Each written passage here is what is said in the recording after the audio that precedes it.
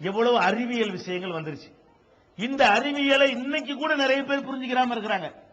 படிப்பறிவு உள்ள காலம், புத்தகங்கள் வாசிக்கிற காலம், இன்டர்நெட் காலம், டிவிக்கள் வழியாக உலகத்தை எல்லாம் என்ன செய்யறோம், உட்கார்ந்த இடத்துல இருந்து உலகத்தை எல்லாம் கண்டுபிடிக்கக்கூடிய ஒரு காலம். விண்வெளியில போய் பொம்பளை நடந்துட்டு வந்துட்டான்னு பேசிட்டு இருக்கிறோம். அப்படிப்பட்ட ஒரு காலம். இந்த மாதிரியான காலத்தில் உள்ளவர்கள் கூட தெரிஞ்சு கொள்ளாத பல விஷயங்களை திருக்குர்ஆன் சொல்லுது. 1400 வருஷத்துக்கு முன்னாடி பட்டிக்கிறாங்க, திணறாங்க. எப்படி இது முகமதுக்கு தெரிஞ்சிச்சு, எப்படி அவர் அன்னைக்கு சொன்னார், இன்னைக்கு சொல்லிவிடலாம். இந்த குர்ஆன்ல சொல்ற இந்த பல விஷயங்களை இன்னைக்கு சொன்னால் ஆச்சரியம் கிடையாது. அன்னைக்கு சொல்ல ஏழுமானா ஏலவே ஏறாது. இப்ப உதாரணமா எடுத்துக்கிறீங்களேன். இப்ப நம்ம நாட்டை உலகத்தையே புரட்டி போட்ட ஒரு சுனாமி. சுனாமினா என்ன? சுனாமினா என்ன? கடல்ல ரெண்டு அலை இருக்குது. இப்ப கண்டுபிடிக்கலாம். கடலுக்கு மேற்பரப்புல ஒரு அலை, அதை நீங்க பாக்குறீங்க. கடற்கரை என்ன செய்யும், மேல அப்படி அலை வந்து முட்டுதா இல்லையா கரையில? இது ஒரு அலை. இந்த அலை வந்தா என்ன வரும்? அதிகபட்சமா வெள்ளம் வரும். மேல அலை வந்தா என்ன செய்யும்? அதிகபட்சமா வெள்ளம் கரண்டு புரண்டு வரும். அப்புறம் இழுத்துக்கிட்டு போய் வீடு வாசலாம் இழுத்துக்கிட்டு போயிடும். இது ஒரு அலை இருக்கிறது. ஆனால் இன்னொரு அலை இருக்கு கடல்ல. என்ன அலை? கடலுக்கு அடியில, கடல்ல மேல இருக்கிற மாதிரி கடலுக்கு ஆழ் கடல் இருக்குத, அங்கேயும் ஒரு பெரிய அலை திடீர்னு ஏற்படுமா. அந்த அலை ஏற்பட்டுச்சுன்னு சொன்னா கீழேயே அந்த அலை வேகமா வரும்.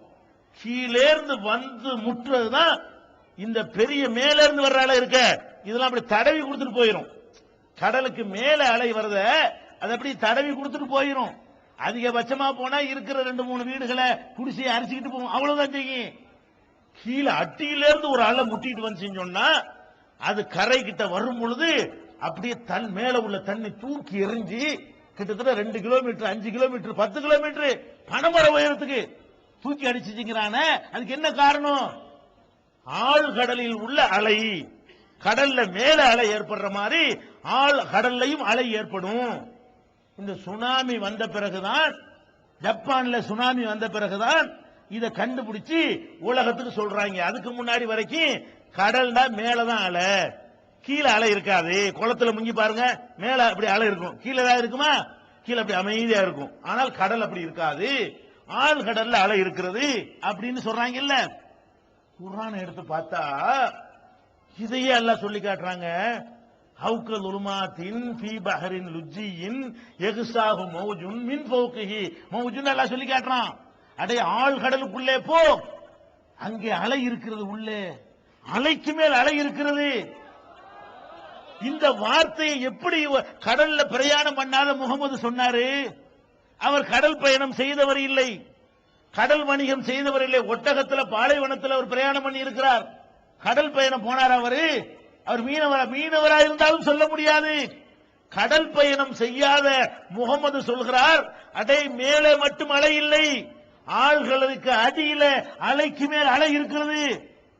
இன்னைக்கு விஞ்ஞானி சுனாமி வந்த பிறகு 25 வருஷத்துக்கு பிறகு நீ கண்டுபிடிச்சு சொல்ற. இதை நாங்க 14 நூற்றாண்டுக்கு நாங்க சொல்றோமாடா? நீ இப்பதான் சொல்ற. 25 வருஷத்துக்கு முன்னாடி நாங்க சொல்றோம் 14 நூற்றாண்டுக்கு முன்னாடி கடலுக்கு அடியில அலை இருக்கிறது. இது அற்புதம் இல்லையா? தாஜ்மஹால் அதிசயமா? இது அதிசயமா? இதான் கேள்வி. சீன பெருஞ்சோர் அதிசயமா? இதை எப்படி சொன்னார்? எவனுக்கு விட சொல்ல இயலாது.